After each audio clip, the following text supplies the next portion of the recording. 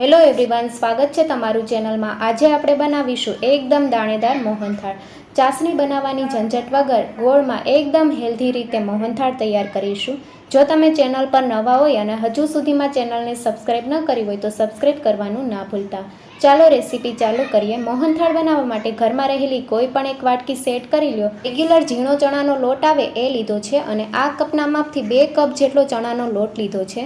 સાથે 1 કપ પીગળેલું ઘી લેવાનું છે અને 1 કપ મલાઈ લેવાની છે। સાથે પોણો કપ જેટલો ગોળ લેવાનો છે। ગળ પણ તમે તમારા ટેસ્ટ મુજબ ઓછું વધારે કરી શકો છો। સાથે પિસ્તાની કતરંગ લીધી છે।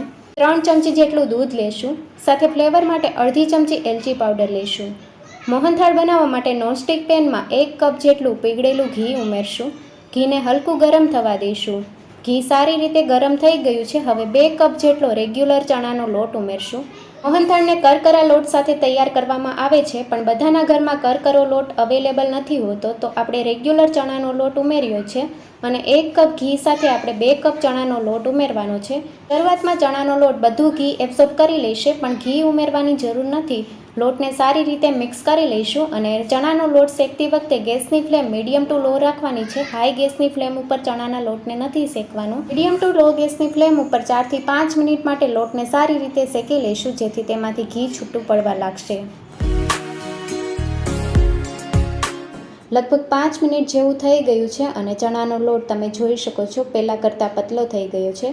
લોટ સારી રીતે ફૂલવા લાગ્યો છે અને ઘી પણ રિલીઝ થવા લાગ્યું છે। તો હવે આ સમયે આપણે 1 કપ જેટલી મલાઈ ઉમેરવાની છે।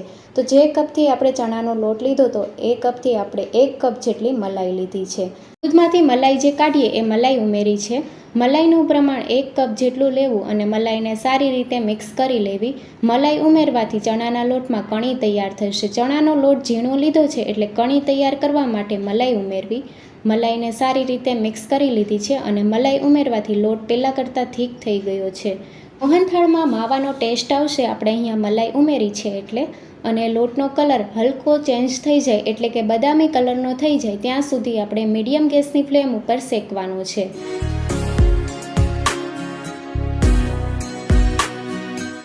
મલાઈ ઉમેર્યા પછી લોટ સારી રીતે શેકાઈ ગયો છે અને તમે જોઈ શકો છો લોટની કન્સિસ્ટન્સી પહેલાં કરતાં હલકી થઈ ગઈ છે।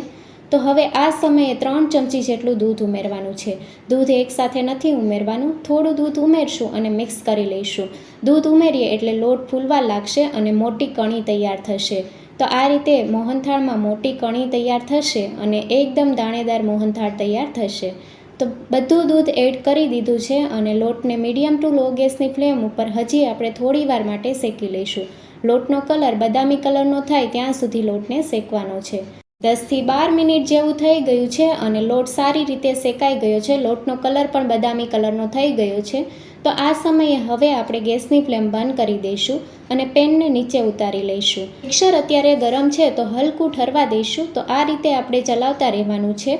પેન ગરમ હોવાના લીધે લોટનો કલર વધારે ચેન્જ ન થઈ જાય એ વાતનું ધ્યાન રાખવું। મિક્સર સતત હોય ત્યારે જ ગોળ ઉમેરી દેવો।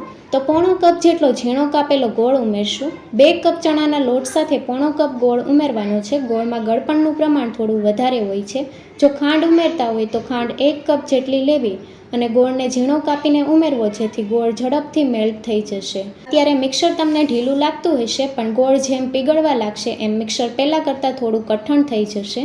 તો આ રીતે ગોળને સારી રીતે મિક્સ કરી લઈશું અને તમે જોઈ શકો છો પહેલાં કરતાં મિક્સર કઠણ થઈ ગયું છે। હવે ફ્લેવર માટે અડધી ચમચી એલચી પાવડર ઉમેરીને મિક્સ કરી લઈશું। આબો દેવાની કે ચાસણીની ઝંઝટ વગર એકદમ ઝડપથી મોહનથાળ તૈયાર થાય છે અને ગોળમાં બનાવ્યો છે એટલે એકદમ હેલ્ધી મોહનથાળ તૈયાર થઈ ગયો છે। મોહનથાળને સેટ કરવા માટે પ્લેટને ઘીથી ગ્રીસ કરી લીધી છે। મોહનથાળનું મિક્સર ઉમેરશું અને સારી રીતે સેટ કરી લઈશું।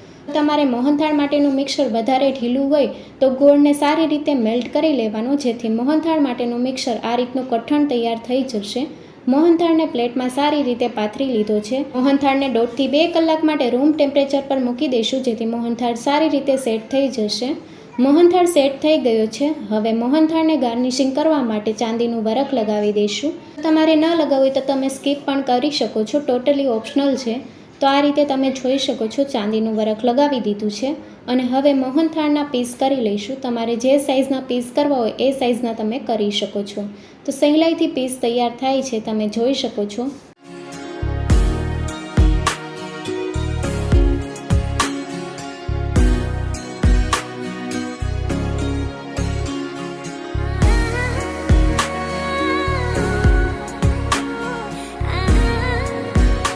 મોહનથાળ તૈયાર થઈ ગયો છે અને આ રીતે પીસ કાઢીને બતાવું તો તમે જોઈ શકો છો એકદમ દાણેદાર પીસ તૈયાર થયો છે અને કણીદાર મોહનથાળ તૈયાર થયો છે. ચાસણી બનાવ્યા વગર એકદમ હેલ્ધી રીતે ગોળમાં મોહનથાળ તૈયાર છે. જો રેસીપી ગમી હોય તો ચેનલને લાઇક, શેર અને સબસ્ક્રાઈબ કરો. Thank you for watching.